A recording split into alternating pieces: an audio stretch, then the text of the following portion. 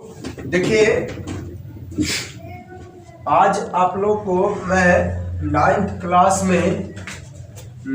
Class में physics का जो ऐसे पहला चैप्टर मोशन, लेकिन कुछ बुक में पहला चैप्टर मेजरमेंट दिया है।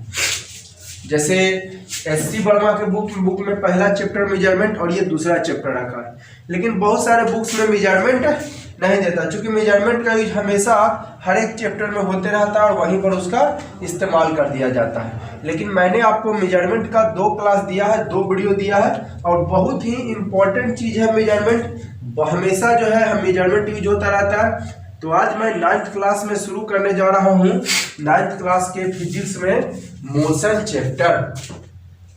तो देखिए, सबसे पहले हम समझने का कोशिश करेंगे कि मोशन क्या है। तो मोशन का मतलब होता है चलना। क्या होता है? चलना। जैसे अभी हम यहाँ पर खड़े हैं, तो आप क्या हमको रेस्ट में कहिएगा कि मोशन में। देखिए, मोशन मीन्स मूविंग, यानी चलना जिसको कह सकते हैं। ठीक है, जैसे हम लिखते हैं तो मार्कर चलती है, तो मार्कर हो गई मोशन में। फैन जब चल रही है तो कहते हैं फैन है मोशन में। तो मोशन का मतलब ही होता है आपका पोजीशन चेंज। अगर एक जगह खड़े हैं तो उसको कहते हैं रेस्ट, और एक जगह से इधर उधर हो रहे हैं तो उसको कहते हैं मोशन। ठीक है, तो मोशन तो आप लोग समझ गए कि मोशन का मतलब होता है चलना, मूविंग। अब देखिए, जैसे कि आप लोग हिंदी में पढ़े होंगे, शब्द 4 प्रकार के होते हैं उत्पत्ति के आधार पर। शब्द 4 प्रकार के उत्पत्ति के आधार पर, तत्सम, तद्भव, देशज और विदेशज। 2 प्रकार के होते हैं अर्थ के आधार पर, विकारी और अविकारी। उसी तरह आपको मोशन 2 टाइप के होते हैं। किसके आधार पर? Physical quantity. फिजिकल क्वांटिटी यानी विच कैन बी मेजर, जो मेजर किया जाता है, मापा जाता है ना। यानी जो भी इसका जो है टाइप्स है वो मेजर, जैसे स्पीड, वेलोसिटी मेजर किया जाता है। यानी फिजिकल क्वांटिटी बेसिस पर 2 टाइप का। मैंने फिजिकल क्वांटिटी में आपको 2 तरह का फिजिकल क्वांटिटी होता है, एक स्केलर और एक वेक्टर। तो ये वाला स्केलर हो जाएगा और ये वाला हो जाएगा वेक्टर। मैंने बताया था आप लोग को F4 एप्पल, B4 बॉल, उसी तरह S4 स्पीड और S4 स्केलर, यानी स्पीड स्केलर क्वांटिटी हो गया। V4 velocity and V4 vector, यानी वेलोसिटी या वेक्टर क्वांटिटी हो गई। ठीक है, चलिए, तो 2 टाइप के मोशन होते हैं फिजिकल क्वांटिटी। और भी बताएंगे, चेंज इन मोशन के आधार पर भी 2 टाइप के, uniform motion, non uniform motion, है ना। आगे और भी टाइप बेसिस पे टाइप्स पढ़िएगा। जैसे शब्द में ही उत्पत्ति के आधार पर 4 प्रकार के, आपको अर्थ के आधार पर 2 प्रकार के, उसी तरह इसमें भी अलग अलग बेसिस पे अलग अलग टाइप्स होते हैं। ये क्वांटिटी के आधार पर 2 टाइप के, speed, velocity. Change in motion के आधार पर भी 2 टाइप के होते हैं, यूनिफॉर्म वेलोसिटी और नॉन यूनिफॉर्म वेलोसिटी, जिसकी चर्चा हम आगे करेंगे। तो देखिए, there are 2 types of motion on the basis of physical quantity, speed, velocity. तो देखिए, हालांकि स्पीड, वेलोसिटी पहले मैंने बताया था। एक वर्ड मैं आप लोग को समझाता हूँ, रेट। रेट का मतलब मैंने आप लोग को बताया था, फिजिक्स के जिस भी डिफिनीशन में रेट आ जाए उसका मतलब हो गया टाइम नीचे। फिजिक्स के जिस भी डिफिनीशन में रेट वर्ड आ जाए, इसका मतलब टाइम कहाँ हो जाएगा? नीचे हो जाएगा। ठीक है, तो टाइम चला गया नीचे, है ना। रेट है तो टाइम चला गया नीचे। चेंज इन क्या? डिस्टेंस, तो डिस्टेंस चला गया ऊपर। रेट था, टाइम नीचे, चेंज इन डिस्टेंस था, डिस्टेंस ऊपर। ठीक है, स्पीड का सिंबल भी होता है, डिस्टेंस का सिंबल एस होता है और टाइम का सिंबल टी होता है। यहाँ पर लिख दिया, स्पीड भी स्पीड, एस डिस्टेंस और टी टाइम, इस सिंबल लिखा हो। ठीक है, speed is a scalar quantity. पहले ही बताएं, velocity the rate of change in displacement. देखिए, स्केलर वाला है, ये भी स्केलर और ये भी स्केलर, ये भी स्केलर क्वांटिटी और ये भी स्केलर क्वांटिटी। तो स्केलर की दोस्ती है स्केलर से और वेक्टर की दोस्ती वेक्टर से। तो ये भी आपका रेट है, चेंज इन डिस्प्लेसमेंट का। क्या चीज का? Displacement is called velocity. तो ये देखिए, वेक्टर है और डिस्प्लेसमेंट भी वेक्टर है। वेक्टर रिप्रेजेंट करने के लिए हम ऊपर में ऐसे एरो दिखा दिए, मीन्स डायरेक्शन। ये बता रहा है कि हम डायरेक्शन रखे हुए हैं। अगर माथा पे जैसे भी लिख दिए तो केवल स्पीड समझेगा, माथा पे डायरेक्शन दे दिए तो क्या समझेगा? वेलोसिटी समझेगा। क्या समझेगा? वेलोसिटी। क्या? वेलोसिटी। ठीक है, वेलोसिटी समझेगा। ठीक है, ऐसे हालांकि direction is not necessary, direction देना कोई जरूरी नहीं है, लेकिन अगर आप जानते हैं तो ठीक है, लेकिन डायरेक्शन देने से एकदम 100% कंफर्म होता है कि ये आपका वेक्टर क्वांटिटी है। जैसे फोर्स के सिंबल दिए F, माथा पे ऐसे दे दिए, तो एकदम देख के बता दीजिएगा कि वो ये वेक्टर क्वांटिटी है, डायरेक्शन रख ले है तो ये वेक्टर क्वांटिटी है, ठीक है। लेकिन कोई जरूरी भी आपको डायरेक्शन देना नहीं है, क्योंकि जब हमें पता है तो कोई जरूरी नहीं है डायरेक्शन देना, ठीक है। ये भी वेलोसिटी एक रेट है, तो रेट है तो नीचे आ गया टाइम, और क्या चीज का चेंज इन डिस्प्लेसमेंट, तो डिस्प्लेसमेंट हो जाएगा ऊपर। वेलोसिटी का सिंबल V होता है, डिस्प्लेसमेंट का S होता है और टाइम का T है। देखिए स्पीड का भी सिंबल यहाँ पर V लिखा गया है और यहाँ पर वेलोसिटी का भी V है, लेकिन माथा पर डायरेक्शन है यानी वेक्टर क्वांटिटी। ये देखिए डिस्टेंस का सिंबल भी S है और डिस्प्लेसमेंट का भी सिंबल S है, लेकिन माथा पर डायरेक्शन दे दिया यानी वेक्टर क्वांटिटी यानी S/T, ठीक है। तो V हो गया वेलोसिटी, यहाँ S हो गया डिस्प्लेसमेंट और T हो गया टाइम, ये हो गया वेक्टर क्वांटिटी, ठीक है। तो आप लोग समझ गए स्पीड और वेलोसिटी। अब देखिए स्पीड आप लोग पढ़े डिस्टेंस बाई टाइम, ये पॉइंट मैंने पहले भी बता दिया था। अकेले स्पीड दो के संभाल ले, वो डिस्टेंस के एक टाइम के, एगो दोस्त को बुलाए SI, तो SI भी दोनों को संभालेंगे, स्पीड अकेले दो को संभाल ले, एक डिस्टेंस और एक टाइम, इसके साथ एक दोस्त किसको बुलाए SI साहब। तो SI जो है दोस्त, जब ई मैनेज कर रहा है दोनों को, तो एक दोस्तों भी दोनों को, दोस्त का दोस्त दोस्त होता है, दोस्त का दोस्त, तो ये अकेले दो को मैनेज कर रहा है, तो दोस्तों आएगा ये भी दोनों को मैनेज करेगा, यानी इसमें भी SI लग जाएगा और इसमें भी SI लग जाएगा। SI यूनिट डिस्टेंस में भी SI यूनिट टाइम में, तो डिस्टेंस का SI यूनिट हो गया मीटर, अब बटा टाइम का सेकंड, है ना। तो यानी that is SI unit speed का हो गया मीटर पर सेकंड, है ना। SI यूनिट ऑफ स्पीड हो गया मीटर पर सेकंड, तो CGS यूनिट क्या हो जाएगा। देखिए मैंने बताया था इसका full form C mean centimetre और ग्राम और ये वाला सेकेंड, तो SI में मीटर, तो CGS में क्या हुआ था सेंटीमीटर पर सेकंड, SI में भी सेकंड और CGS में भी सेकंड, ये मैंने पहले बताया था SI यूनिट और CGS यूनिट। उसी तरह वेलोसिटी का अकेले दो को मैनेज कर रहा, साथ ही वो दोस्त बुलाए, कौन दोस्त को बुलाए SI साहब को, किसको बुलाए SI साहब। SI दोनों को मैनेज किया, डिस्प्लेसमेंट का भी और टाइम का भी, तो डिस्प्लेसमेंट का भी SI यूनिट मीटर और टाइम का सेकंड, यानी SI यूनिट ऑफ वेलोसिटी हो गया मीटर पर सेकंड। तो CGS क्या हो जाएगा, SI में मीटर, तो CGS में SI में मीटर है, तो CGS में क्या होगा सेंटीमीटर, तो CGS यूनिट हो जाएगा सेंटीमीटर पर सेकंड, ठीक है। तो ये देख लिया आप लोगों ने SI यूनिट CGS यूनिट, पहले भी मैंने बताया था, ठीक है। अब देखिए हम लोग समझते हैं रेस्ट एंड मोशन। सबसे पहले समझ लेते हैं रेस्ट एंड, बहुत इंपॉर्टेंट पॉइंट है, ठीक है। डिफिनीशन तो बड़ा इजी है, लेकिन आगे बहुत इंपॉर्टेंट चीजें पढ़िएगा। रेस्ट क्या है कि यदि कोई object does not change own means अपना, OWN ऑन मींस अपना होता है, does not change own position with respect to time, then body is at rest. अगर कोई बॉडी अपना पोजीशन जगह नहीं बदलता है, जैसे हम यहाँ पे हैं, खड़े हैं, यहाँ पे ट्रैक है, मान लेकर खड़ा है, तो वो हो गया रेस्ट, ठीक है। जैसे बिल्डिंग घूमते रहता है, जैसे हमारा घर है, तो कभी हमारा घर चल जाएगा दिल्ली, कभी हमारा घर चल जाएगा पटना, कभी बनारस, कभी कलकत्ता।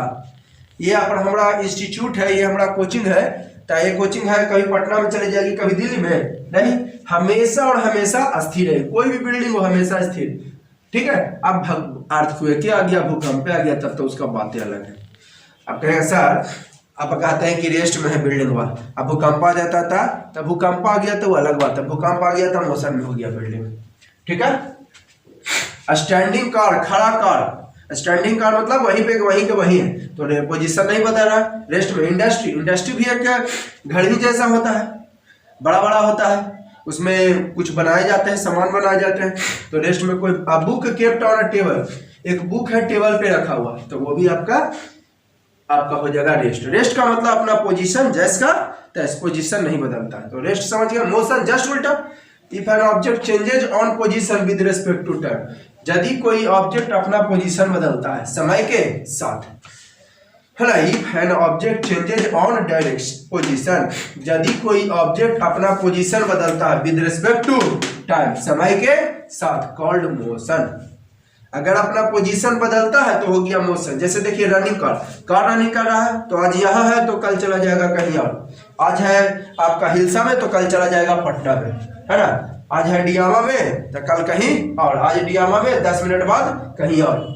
तो क्या लिखा है आपका रनिंग कार, दौड़ता हुआ कार, तो पोजीशन चेंज होते रहेगा। मूविंग व्हीकल, दौड़ता हुआ व्हीकल, मूविंग ट्रेन, दौड़ता हुआ ट्रेन, मूविंग फैन, ये सब हो गया मोशन, क्योंकि अपना पोजीशन बदलते रहता है। बहुत इंपॉर्टेंट पॉइंट, सबसे ये रेस्ट मोशन तो इजी है, आप समझिए इसको। Rest and motion are relative terms.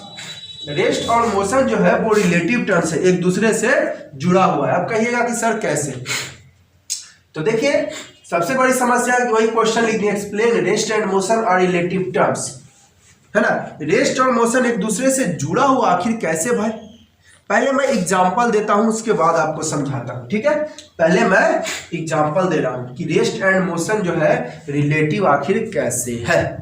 Rest and motion are relative terms, एक दूसरे से जुड़ा हुआ है आखिर कैसे।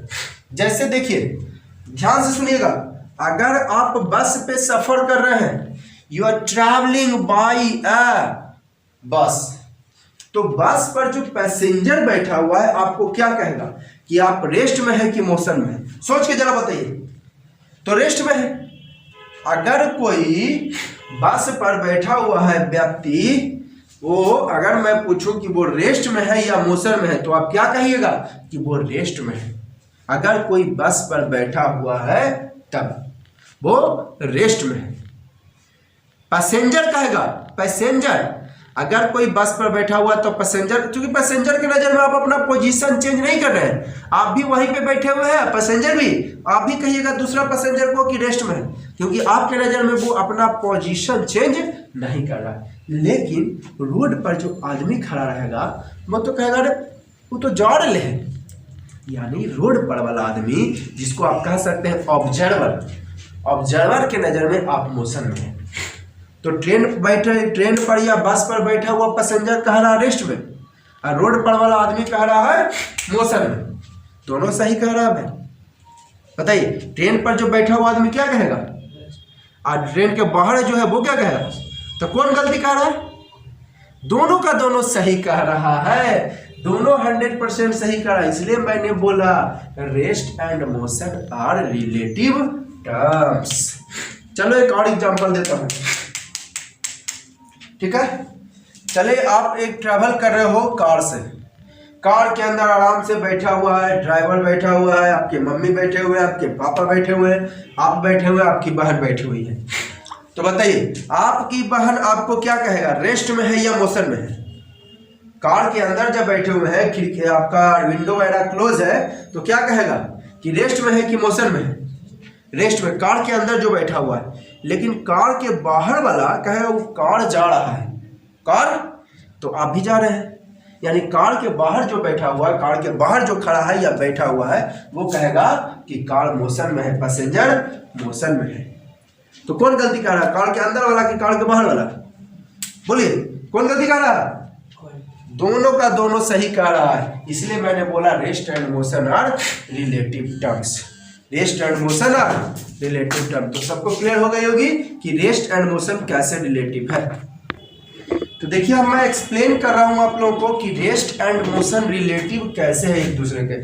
जैसा कि मैंने आपको अभी एग्जांपल बताया कि अगर हम लोग ट्रेवल कर रहे हैं बस से, तो बस वाला पैसेंजर हमको कहेगा क्या चीज में है, रेस्ट में है। लेकिन बस के बाहर जो बैठा हुआ है वो क्या चीज में कहेगा, मोशन में है।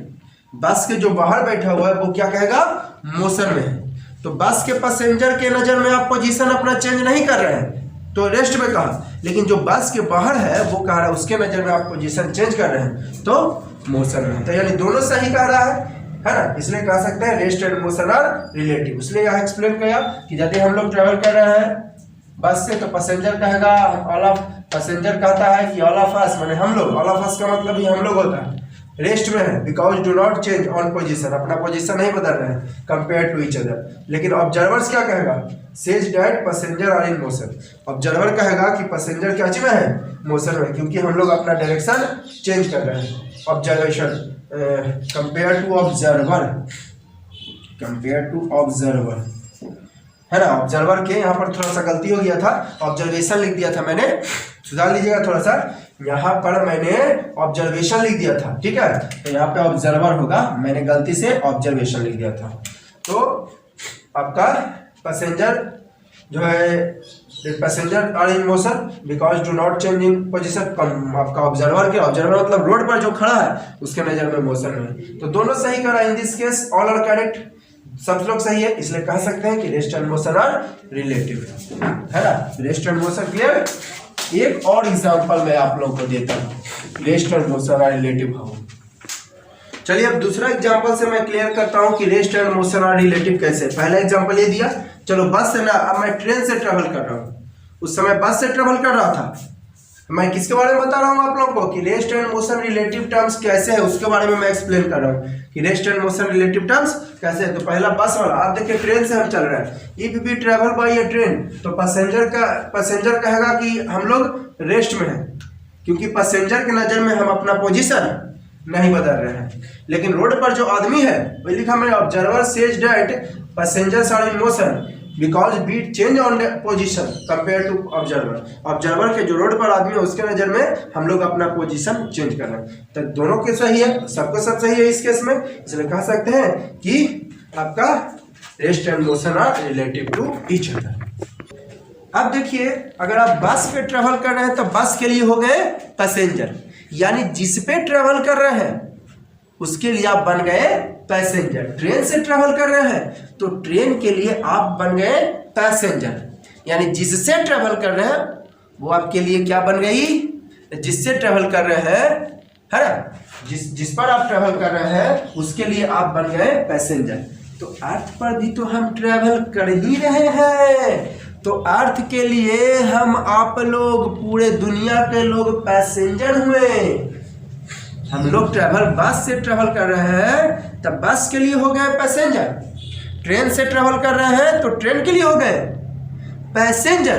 अब हम ट्रेवल कर रहे हैं, अभी कहाँ पर है, अर्थ पर, अर्थ पर भी तो ट्रेवल कर ही रहे हैं, तो अर्थ के लिए हो गए पैसेंजर। तो अर्थ पर वाला आदमी आपको क्या कहेगा, रेस्ट में है। अगर आप खड़ा है, अभी हम खड़ा है तो आप तो यही कहिएगा कि सर रेस्ट में है, अभी हम खड़ा है ना जी, तो ये कहेगा कि रेस्ट में है। लेकिन अर्थ पर के बाहर, जैसा कि मैंने बताया, बस वाला आदमी कहेगा कि रेस्ट में है, लेकिन बस के बाहर वाला कहेगा आपको क्या में, मोशन में। उसी तरह आप अर्थ पर है तो अर्थ पर वाला आदमी अभी आपको कहेगा रेस्ट में, लेकिन अर्थ के बाहर वाला आपको क्या में कहेगा, मोशन में कहेगा। अर्थ के बाहर वाला मोशन में कहेगा, ट्रेन के बाहर वाला मोशन में कहेगा। जैसे आप मून को देखते होंगे, मून को देखते हैं कि इधर घूम रहा है, देखते हैं ना जी। रात में आप लोग कभी कभी हमको दिखाई पड़ता है स्पष्ट कि मून इज मूविंग। जब वो नजदीक आता है, अर्थ के काफी नजदीक आ जाता है, तो हमें दिखता है कि मून इज मूविंग। लेकिन मून पर आप जाइएगा तो कहिएगा कि मून इज एट रेस्ट। आप भला बताइए, तो वहां पर जा रहे हैं तो रेस्ट में, और उसके बाहर आ गए तो, यानी दोनों केसेस में सही है। तो इससे भी हम कह सकते हैं कि rest and motion are relative terms to each other.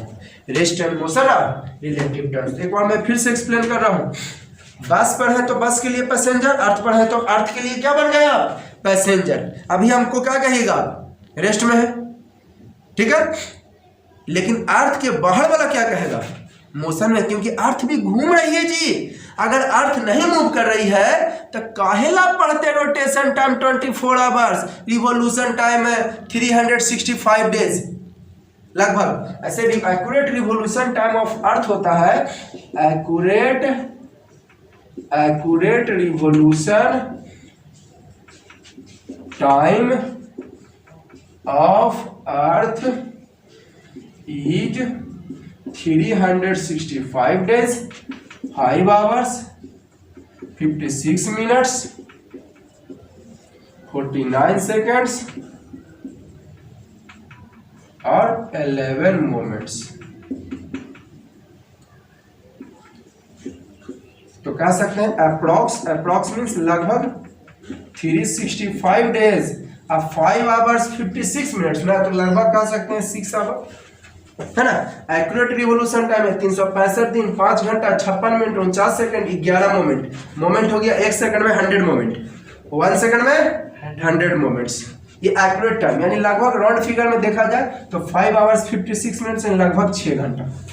ठीक है, तो बताइए लीप ईयर के बारे में आप लोग को बताते हैं। फर्स्ट ईयर में 365 डेज 6 आवर होगा रिवोल्यूशन। फिर सेकेंड ईयर में भी तो आपका 6 आवर बढ़ेगा। फिर थर्ड ईयर में भी तो 6 आवर आएगा। फोर्थ ईयर में भी तो 6 आवर आएगा। तो इन बताइए तो लास्ट में कितना हो जाएगा 365 डेज और लगभग 24 आवर, यानी 365 डेज और 1 डे और हो गया ना 24 आवर मतलब यानी 366 डेज। और इसी को हम लोग बोलते हैं, थोड़ा बढ़िया से लिखते हैं साफ से, तो लास्ट में हो जाएगा 365 डेज।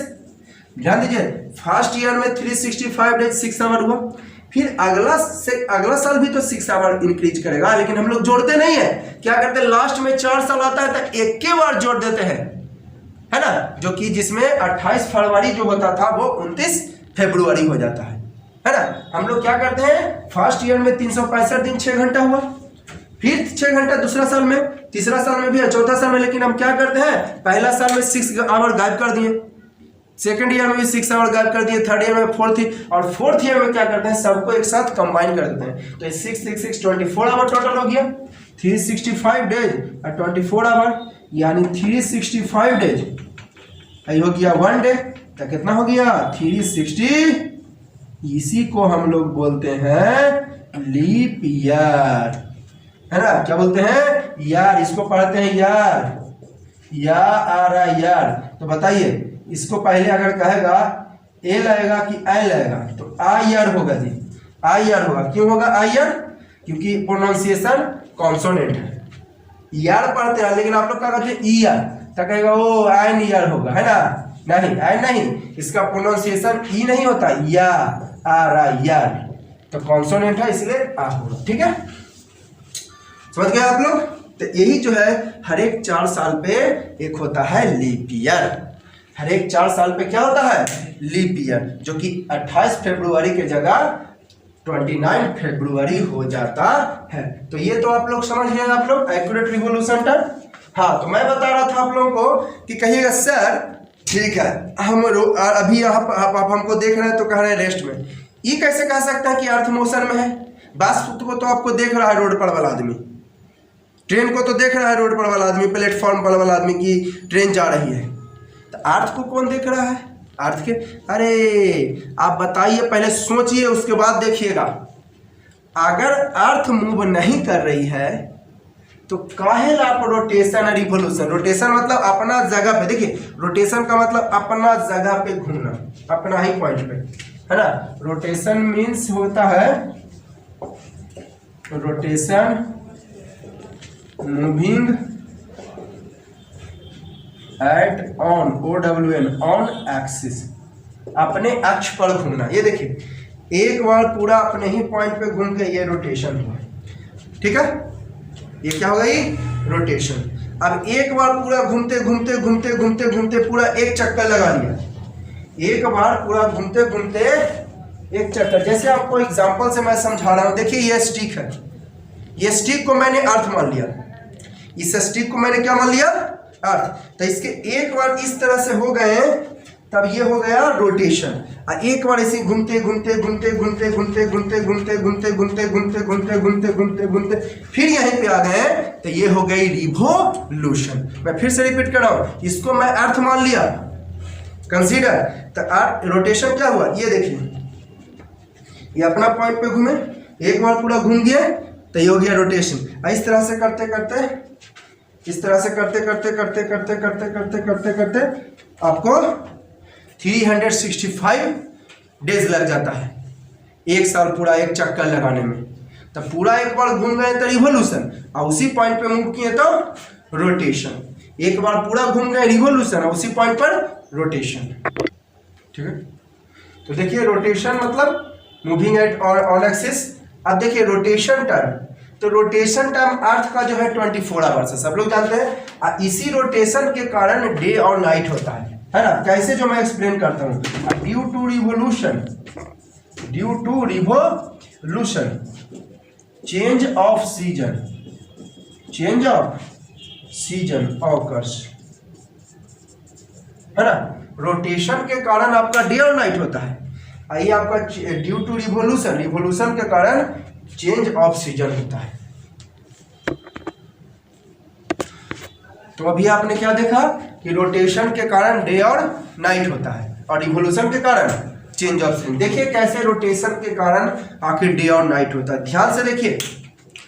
आप भी बताइए, मान लेते हैं कि सन आपका उधर है, मान लिया कि सन उधर है, ठीक है। चलो यहां पर देखो, इधर सन है, ठीक है, सनलाइट पड़ा, तो इस तरफ अभी क्या है, डे है।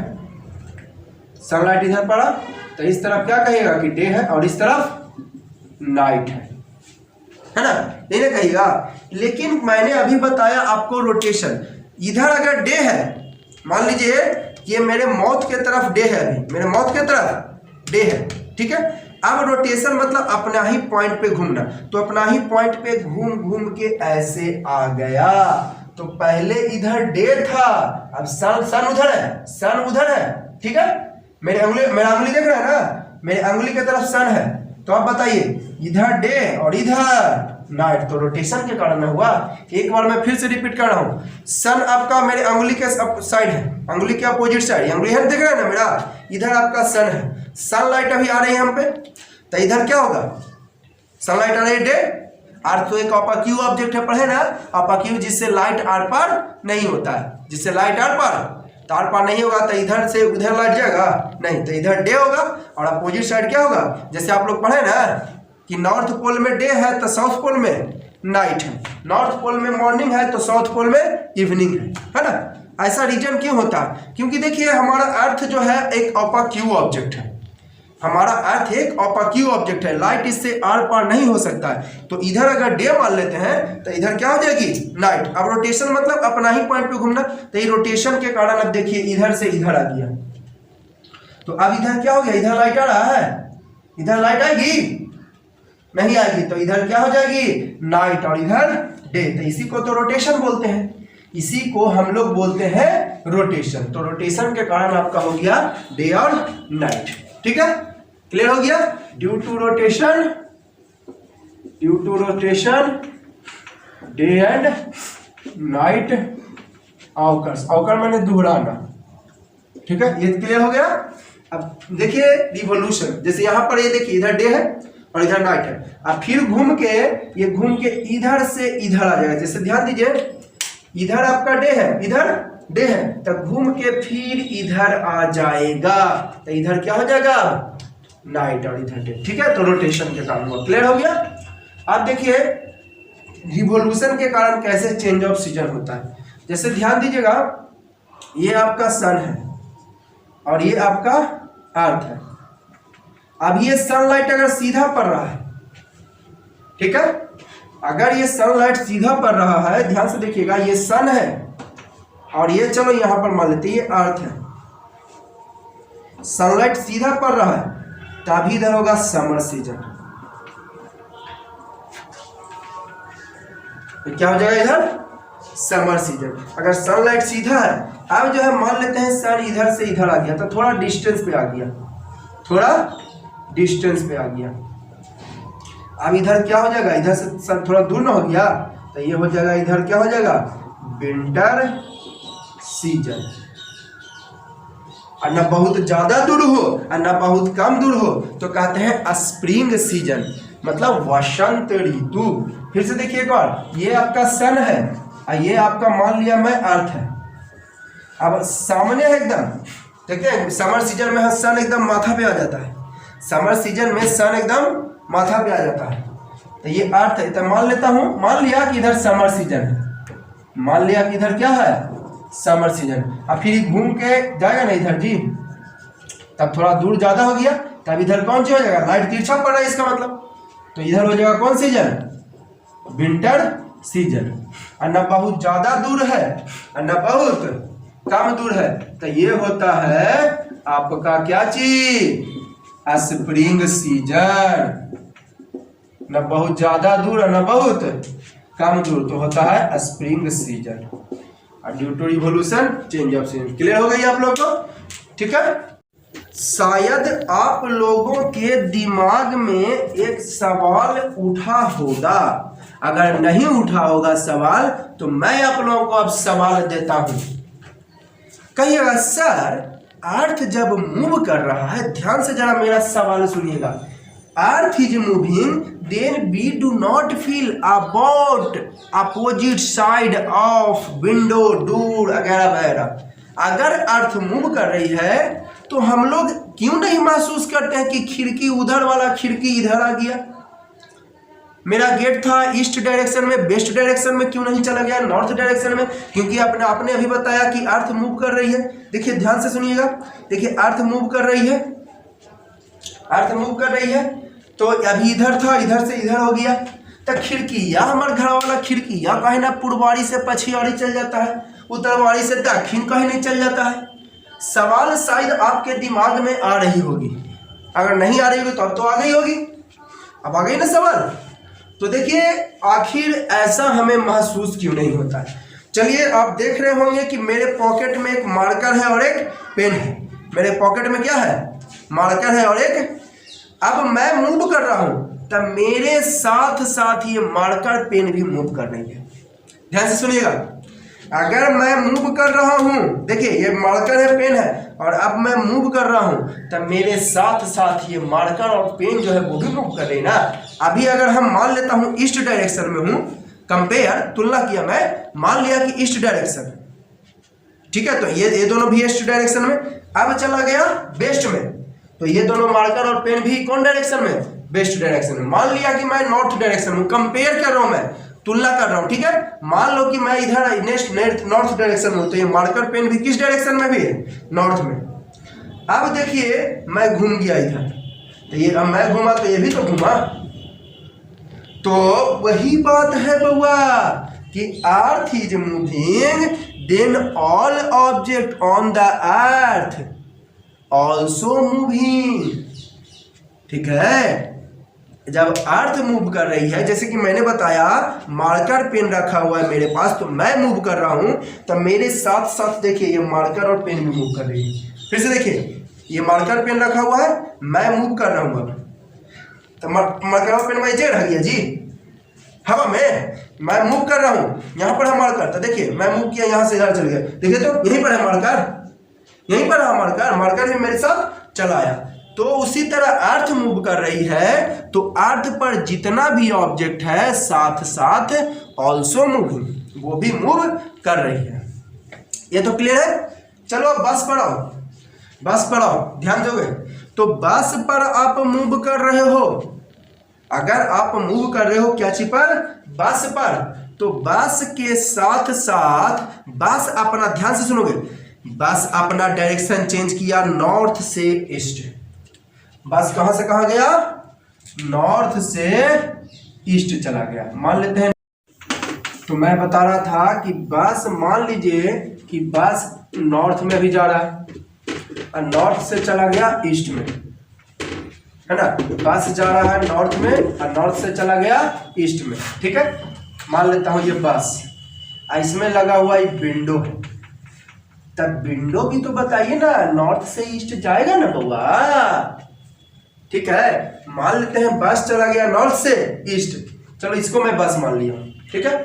ये डायरेक्शन बताया कि नॉर्थ से कहां जा रहा है, नॉर्थ में गया और नॉर्थ से कहां गया, ईस्ट में, तो डायरेक्शन चेंज हुआ, बस चला गया नॉर्थ से ईस्ट।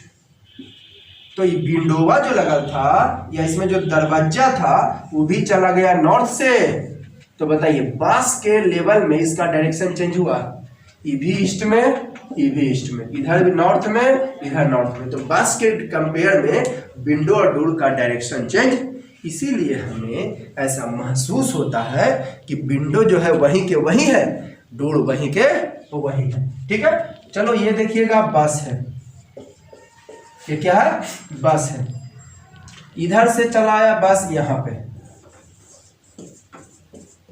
इधर से चलाया बस यहाँ पे, ठीक है। यहाँ पे पैसेंजर है, ये बस में पैसेंजर था यहाँ पे, तो पैसेंजर वो तो आ जाएगा यहाँ से यहाँ जी, पैसेंजर है, पैसेंजर वो आ जाएगा यहाँ से यहाँ। अभी देखिए बस भी यही डायरेक्शन में, अब पैसेंजर भी यही डायरेक्शन में। अब नीचे आया तो बस भी नीचे और आपका पैसेंजर भी, तो देखिए दोनों का डायरेक्शन चेंज हुआ।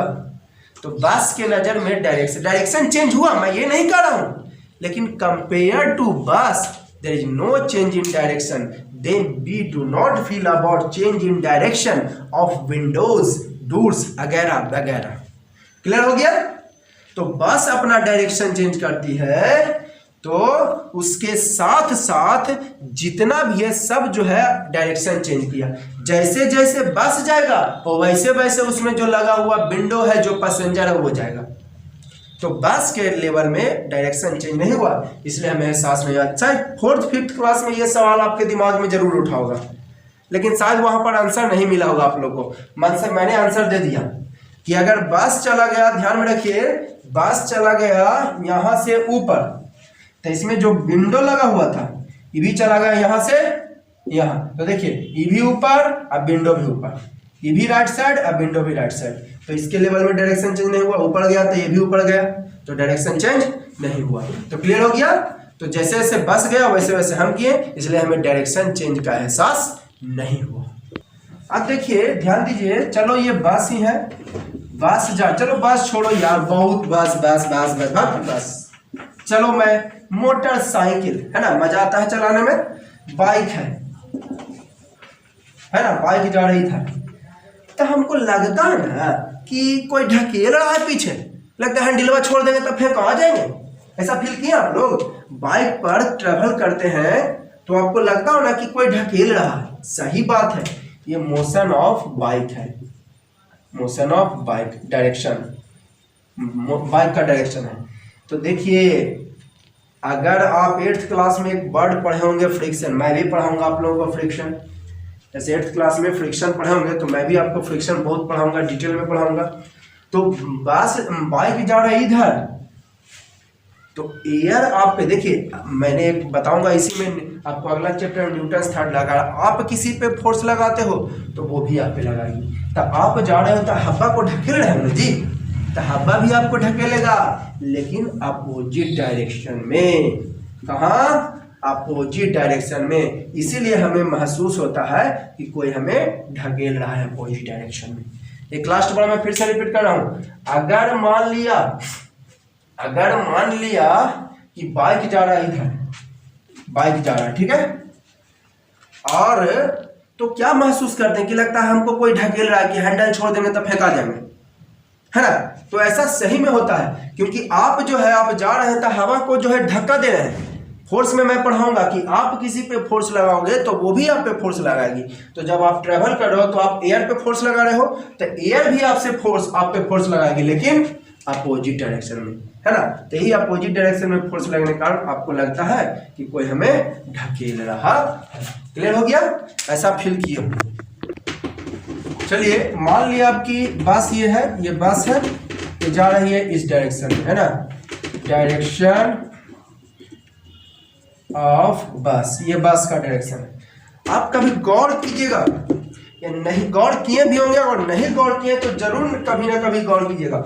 अगर बस जा रहा है इस डायरेक्शन में और बस से चलती बस में अगर कोई पैसेंजर उतरता है, कंडक्टर वगैरह देखते हैं चलती बस में हल्का धीरे होता है तो उतर जाता है। तो जब भी उतरता है तो आप ध्यान दीजिएगा, अगर बस डायरेक्शन इस डायरेक्शन में जा रहा है तो पैसेंजर भी जो या कंडक्टर है, ये कंडक्टर बस से बाहर आएगा।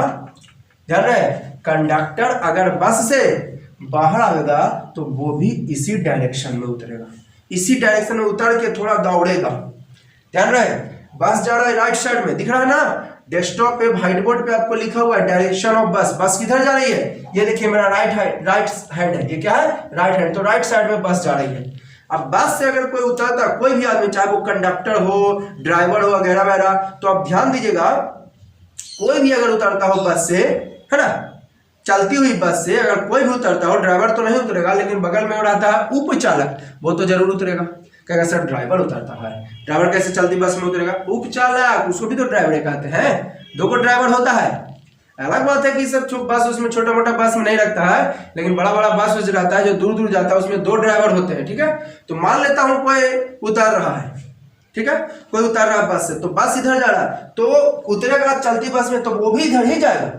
अगर कोई चलती बस में उतरेगा तो वो भी राइट साइड में ही उतर के दौड़ेगा। अब सोच रहे होंगे कि सर ऐसा क्यों करता है, क्योंकि देखिए अब बस जा रही है राइट साइड में, तो ध्यान अभी मैंने बताया एयर जो है आपको अपोजिट डायरेक्शन में फोर्स लगाएगा, है ना। तो अगर वो अपोजिट साइड में उतरेगा तो वो अनबैलेंस हो सकता है, क्योंकि बस मैंने बताया था कि जैसे जैसे बस जाए, अगर मान लिया कि इफ अ बस is travelling with 40 kilometre per hour in north, then all passengers are also traveling with 40 kilometre per hour in north. देखिए ध्यान दीजिएगा, अगर बस पहुंच गई हिलसा से पटना तो पैसेंजर रह जाएगा फतवा में, वो भी पहुंच जाएगी। इसका मतलब जैसे जैसे बस जा रहा है वैसे वैसे पैसेंजर जा रहा है, ठीक है। अगर बस खुली गया से खुली और जा रही है वो पटना की ओर, तो गया से बस चली गई पटना तो उसमें जो पैसेंजर है वो हिलसा में ही उतर गया है, इस्लामपुर में ही उतर जाएगा, वो भी पहुंच जाएगा पटना। तो जैसे जैसे बस गया वैसे वैसे जितना स्पीड से अगर हम बस पे ट्रेवल कर रहे हैं तो जितना स्पीड से बस जा रहा है उतना ही स्पीड से हम जा रहे हैं। लेकिन रोड पर वाला आदमी लेकिन अगर पैसेंजर कहेगा कि रेस्ट में, जैसा कि मैंने अभी बताया, अगर बस चल रही है, देखिए बस is travelling with 40 kilometre per hour north direction में, तो पैसेंजर भी जो है is travelling 40 kilometre per hour in north direction में। लेकिन पैसेंजर कहेगा कि रेस्ट में, बात कौन कहेगा कि 40 किलोमीटर पर आवर के स्पीड से जा रहा है? रोड पर वाला आदमी यानी ऑब्जर्वर, जो रोड के बाहर खड़ा है वो कहेगा आपको, है ना। क्लियर है? तो देखिए अगर आप अपोजिट साइड में उतरिएगा, बस जा रही है राइट साइड में, आप अगर उतरिएगा, चलती बस में थोड़ा धीरे होता है, थोड़ा धीरे होने पर उतरता है, ना कि जा रहा है एकदम पूरा बैया के तो उतर जाएगा, तो झटका हो ही जाएगा, ठीक है। थोड़ा धीरे होता है बस तो रुकता है, थोड़ा बस अगर धीरे होता है तो वो रुकता है, ठीक है। तो ये जा रहा है राइट साइड में तो कंडक्टर भी उतरा राइट साइड में। अगर वो गलती से लेफ्ट साइड में उतरेगा, बस राइट साइड में और वो उतरेगा लेफ्ट साइड में, तो जो अपोजिट फोर्स है मैंने अभी बताया वो एकाएक इस पे देगा झटका, और झटका होगा तो वो गिर सकता है, जिसके कारण शायद एक्सीडेंट हो सकती है। इसीलिए जब भी कोई उतरता है तो वो उसी डायरेक्शन में उतरता है। अगर मान लेते हैं कि आपका ये देखिए, चलिए यही बस है, ये जा रही है अब किस डायरेक्शन में? डायरेक्शन ऑफ बस, ये लेफ्ट डायरेक्शन में, लेफ्ट साइड में जा रही है बस। किधर जा रही है? लेफ्ट साइड में। तो जो पैसेंजर उतरेगा, कोई पैसेंजर मान लेते हैं, कोई धीरे होता है, लोकल पैसेंजर होता है ना जी, तब बस धीरे करता है उतर जाता है ना। कोई लोकल वाला पैसेंजर होता है तो क्या करता है ना कि बस में रोकता ना है, धीरे करता उतर जाता है कभी कभी, जो एक्सपर्ट होता है वो। लेकिन आप लोग ऐसा प्रैक्टिकल ना करिएगा, प्रैक्टिकल ऐसा ना करिएगा, बाई मिस्टेक हो जाए तो समझते हैं दिक्कत हो जाएगी। मैं बता रहा हूँ ये नॉलेज वाली चीज है, इसलिए ना कि कहिएगा कि सर बताएं चलिए प्रैक्टिकल करते हैं, ना ना ना, प्रैक्टिकल ना करना है, ठीक है। यहाँ पर से वो पैसेंजर उतरा, तो पैसेंजर भी कौन डायरेक्शन में? लेफ्ट साइड में ही उतरेगा। क्यों? क्योंकि अगर उसी डायरेक्शन में उतरेगा तो वो बैलेंस बनाया रखेगा। अगर इस डायरेक्शन में हम जा रहे हैं पहले से, तो इसी डायरेक्शन में अगर तेज होंगे तो बैलेंस बनाए रखेंगे। लेकिन ध्यान से सुनिए, अगर कोई इधर जा रहा है और डायरेक्ट अपोजिट में जाने लगे, मान लेते ही तो एकदम तेजी में जा रहा है, कोई दौड़ रहा है, मान लेते हैं रेलवे का दौड़ हो रहा है या कोई एग्जाम वगैरह हुआ उसके बाद दौड़ होता है ना, दौड़ हो रहा है। अब वो जा रहा है नॉर्थ डायरेक्शन में 40 किलोमीटर प्रति घंटा से, या 20 किलोमीटर या 30 किलोमीटर। अब उसको कहेगा एक बैक साइड में आपको, तो बैलेंस बना पाएगा? अगर बहुत तेज जा रहा है नॉर्थ डायरेक्शन में और कहेगा एकदम डायरेक्ट तुम आओ साउथ डायरेक्शन में, वो बैलेंस बना पाएगा? तो इसलिए झट बैलेंस क्यों नहीं बन पाता है, क्योंकि इस डायरेक्शन में जा रहे हैं तो इस डायरेक्शन में बैलेंस बनाए हुए हैं, इस डायरेक्शन में जा रहे हैं तो इस डायरेक्शन में बैलेंस बनाए हुए हैं, लेकिन एकाएक चेंज करते हैं तो आपका जैसा कि मैंने अभी बताया कि अगर आप जा रहे हैं तो अपोजिट डायरेक्शन में भी एक फोर्स लगाता है, तो अपोजिट डायरेक्शन में जो फोर्स लगाएगा वो भी तो आपका जो है आप पर जो है फॉलो करेगा, तो एकाएक आपको झटका हो सकती है, अनबैलेंस हो सकती है। इसीलिए जब भी कोई बस से उतरता है धीरे होने पर तो बस के डायरेक्शन में ही उतरता है।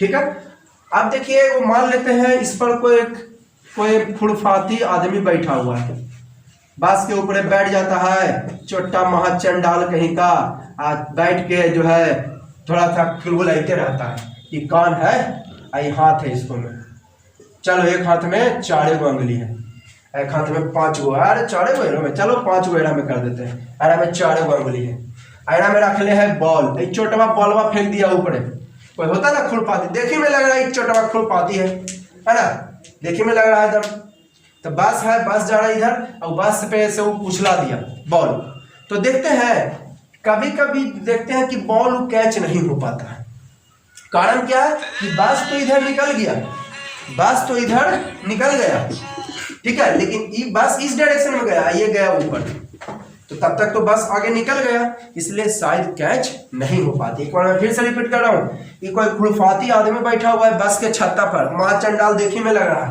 है ना, कोई खुरफाती आदमी है, बस जा रहा है कौन डायरेक्शन में, इस डायरेक्शन में, ठीक है, ये बॉल फेंक दिया ऊपर, बॉल कहाँ फेंक दिया, ऊपर फेंक दिया, तो बस तो बॉल तो कुछ देर के लिए बस बॉल फ्री हो गया, जब बॉल हवा में फेंक दिया, ध्यान से सुनिएगा, जब ये खुरफाती आदमी बॉल जब हवा में फेंक दिया तो कुछ समय के लिए ये बॉल जो है फ्री हो गया बस से, तो बॉल ऊपर चला जा रहा है, अब बस तो अपना आगे निकल ही गया, बस तो जा रही है, अगर खड़ा बस में रोकेगा तो भाई आराम से रोक लेगा, खड़ा बस में फेंकेगा तब आराम से रोक लेगा, कोई दिक्कत नहीं है, लेकिन बस खड़ा नहीं है, बस जा रही है, बॉल फेंका तो कुछ देर के लिए बॉल फ्री हो गया, लेकिन बस आगे बढ़ गया, तो कैच जो है शायद इससे नहीं हो पाती है और जो है बॉल कहीं और गिर जाता है।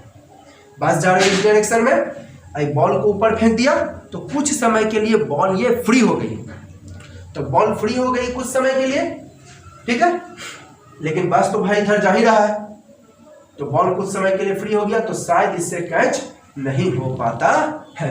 और ये क्लियर हो गया आपको, जब भी उतरते हैं और बस धीरे होने पर तो बस के या ट्रेन वगैरह में भी देखते हैं, लेकिन ट्रेन में तो भाई ये सब करना ही नहीं चाहिए, चलती ट्रेन में नहीं चढ़ना चाहिए, या धीरे ट्रेन है आपको उतरना नहीं चाहिए, लेकिन कोई देखते हैं खुरपाती आदमी के, है ना, कि जो है चलती ट्रेन में उतर जाते हैं, चलती ट्रेन में चढ़ जाते हैं, ऐसा कभी मिस्टेक नहीं करना है, ठीक है, ये एजुकेशन का चीज़ है इसलिए मैं थोड़ा बता रहा हूँ। अगर ये जा रही है इस डायरेक्शन में, बात यह है अभी चलती ट्रेन में उतरेगा तो इसी डायरेक्शन, क्योंकि बैलेंस बनाया हुआ, जैसा कि मैं अभी बता रहा हूँ कि आप बहुत तेज दौड़ रहे हो, अब आपको हम एक कहें कि पीछे आ जाओ, तो बैलेंस बना पाइएगा, बैलेंस बिगड़ जाता है उससे, ठीक है, कारण क्या है कि आप जब जा रहे हैं तो आपके अपोजिट डायरेक्शन में एक और फोर्स लगाने वाला ऑलरेडी पहले से खड़ा है, तो वो भी फोर्स जो वो भी एक्शन दिखाएगी, जिसके कारण आपको बैलेंस नहीं बन पाता और अनबैलेंस हो जाते हैं, जिसके कारण आप जो है एक्सीडेंट आपको हो सकती है, आपको एक्सीडेंट वगैरह हो सकती है, ठीक है।